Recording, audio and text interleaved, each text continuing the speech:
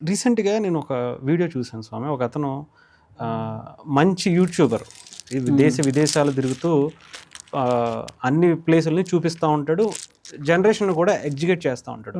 అతను అన్నటువంటి మాటలేంటంటే, మీరు మతం గురించి, హిందుత్వం గురించి, వీటిల గురించి భజన చేసుకుంటా ఇంట్లో ఇండియాలోనే కూర్చుండిపోండి.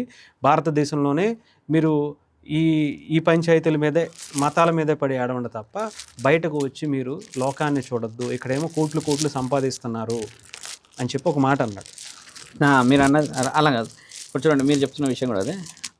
నేను ఆయన గారు నా అన్వేషణలో తిరిగే ఒక వ్యక్తి అన్వేషణ అనుకుంటాను.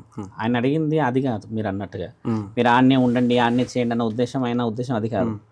బయట డబ్బులు ఉన్నాయి, పనులు ఉన్నాయి, వివరణలు ఉన్నాయి, ఎడ్యుకేటెడ్కి అవకాశాలు ఉన్నాయి, అన్ఎడ్యుకేటెడ్కి అవకాశాలు ప్రపంచ దేశాల్లో చాలా చాలా చాలా చాలా చోట్ల ఉద్యోగ అవకాశాలు ఉన్నాయి. అలాంటి వాళ్ళకి ఇచ్చాడు ఆయన విషయం.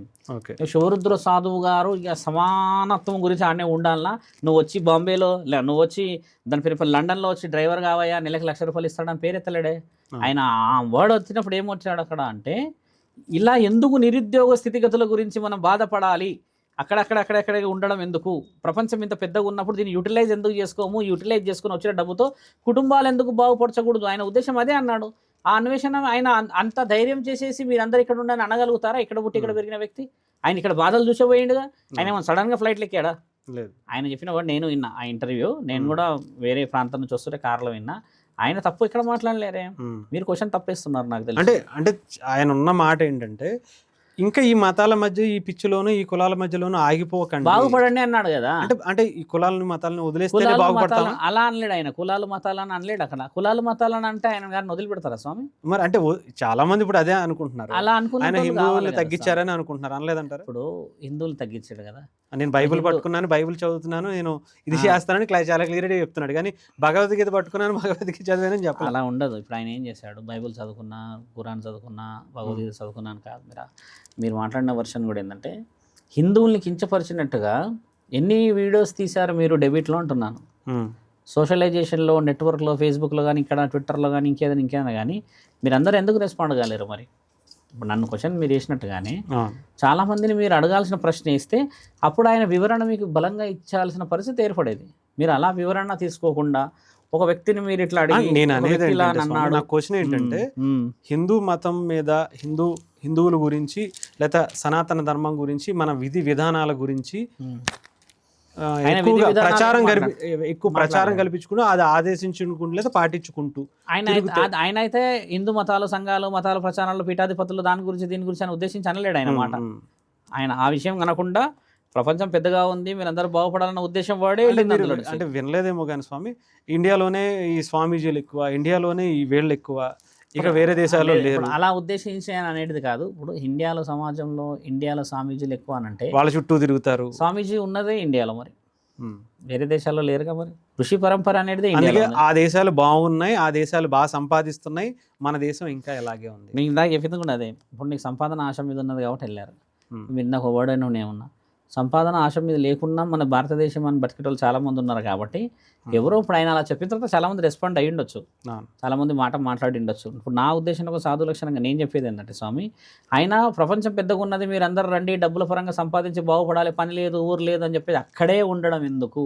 ఇప్పుడు టక వర్డ్స్ వదిలేటప్పుడు ఒక వర్డ్ మనం ఫ్లంబ్ అయిపోతాం. అంత మాత్రాన ఆ ఫ్లంబ్ వర్డ్ రాంగ్ అనకూడదు. నాలుక ఒకసారి టక్కున వదిలేస్తుంది వర్డ్స్. ఇటు రా అనడానికి, ఇటు రారా అనడానికి తేడా ఉంటుంది. ఇటు రా అన్నా, ఇటు రారా అన్నా కూడా ఇటు రావడమే ఉద్దేశం. అంతా రారా అనేది పట్టేసుకుంటాం మనం అంతే. అసలైనది ఇక్కడ బంగారం ఉన్నది వదిలేస్తాం, ఇక నాకు మర్యాద లేదని. ఇప్పుడు ఆయన దాంట్లో మీరు మర్యాద లేదు అన్న విషయం ఎత్తుకుతున్నారు కాబట్టి, ఆయన మర్యాదలాగా మనందరికీ అవకాశాలు ఉన్నాయని ఎందుకు క్వశ్చన్స్ వేయలే? అన్వేషణ గారిని పిలిచి మీరు ఇందాక పవన్ కళ్యాణ్ గారి పేరు చెప్తూ, పవన్ కళ్యాణ్ గారు ఇక్కడ ఉన్నటువంటి యువకులను వీళ్ళందరినీ కూడా సనాతన ధర్మం వైపు, మన ధర్మాన్ని కాపాడుకోవడం కోసం కొంచెం ముందుకు తీసుకువెళ్ళండి అంటున్నారు. ఇంకొక వ్యక్తి ఏమో దాన్ని పాటించొద్దు, అవన్నీ పట్టుకుంటే మీరు ఎదగలేరు అన్నట్టుగా మాట్లాడుతున్నారు. దీని గురించి అడుగుతున్నా. పవన్ కళ్యాణ్ గారికి తర్వాత మీరన్న అన్వేష్ గారికి వ్యత్యాసం ఉంది. చాలా తేడా. కష్టపడి అన్వేషణ చేసే ఆ వ్యక్తి దేశాలు తిరుగుతూ ఈ మధ్య ఒక ఇల్లు పెట్టాడు, మాది చాలా చిన్న కుటుంబం అని కదా. కాబట్టి ఆయన బతుకు తెరువులో 100 విషయాలు మాట్లాడడానికి అర్థం ఉంది. పవన్ కళ్యాణ్ గారు పుట్టి పెరిగింది కూడా గరీబీ, మంచి స్థితి, నెల్లూరులో ప్రాంతంలో పుట్టి పెరిగి మంచి స్థితికి వచ్చి ఇప్పుడు డిప్యూటీ సీఎం అయ్యాడు.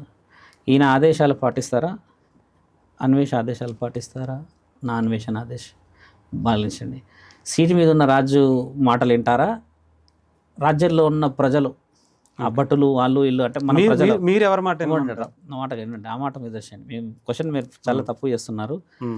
ఒక ఆదేశాన్ని ఇచ్చగలిగే సీట్లో ఉన్న వ్యక్తి మాట వింటుందా, లేకపోతే ఆదేశాలు ఆయన గారు ఛానల్లో యూట్యూబ్లో చెప్తున్న ఆ మాటలు వింటుందా? మీ క్వశ్చన్ చెప్పండి. అవును, ఆదేశాలు ఇచ్చేటువంటి కాబట్టి పవన్ కళ్యాణ్ క్వశ్చన్ ఇస్తున్నావు కదా.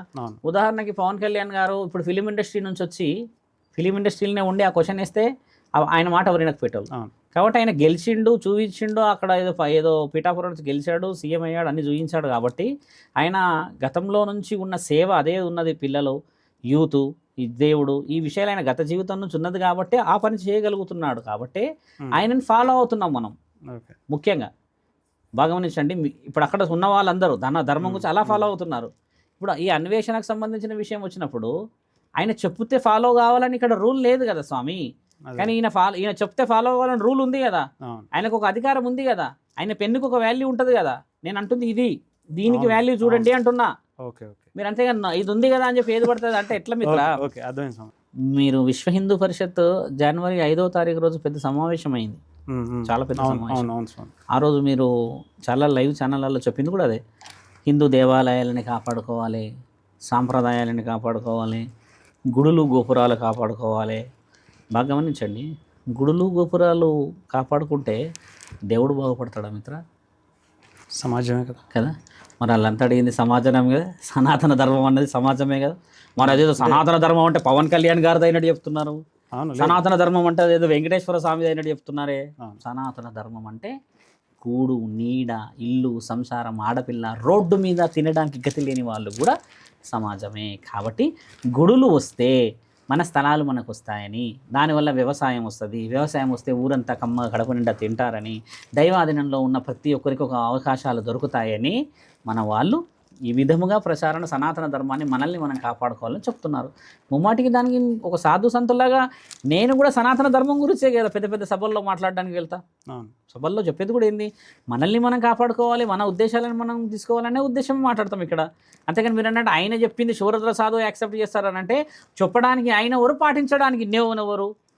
ఋషి పరంపరలో పుట్టిన మనము అందరం పాటించినా పాటించకపోయినా 10 మందిలో నుంచి ఉంటే గోవింద, నలుగురిలో నుంచి ఉంటే నారాయణ, అంతే. వెళ్తూనే ఉండాలి ముందుకు, లేదంటే తోసేస్తారు నిన్ను.